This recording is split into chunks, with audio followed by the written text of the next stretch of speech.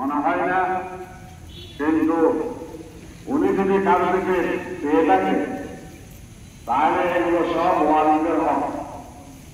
এই শেষ পৌঁছে দেওয়া জরুরি। ওনার থেকেও যদি কেউ হয়তো পুরস্কার পেয়ে থাকেন, ওনার উপযুক্ত ছেলেরা আছেন, ওনাদের সাথে যোগাযোগ করবেন।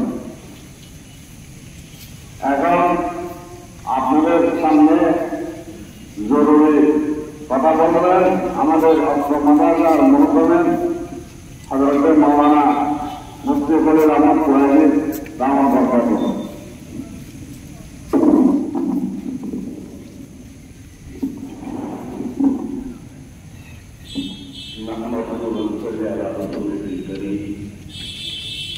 أما بعد فأعوذ بالله من الشيطان الرجيم بسم الله الرحمن الرحيم يا حضرة الله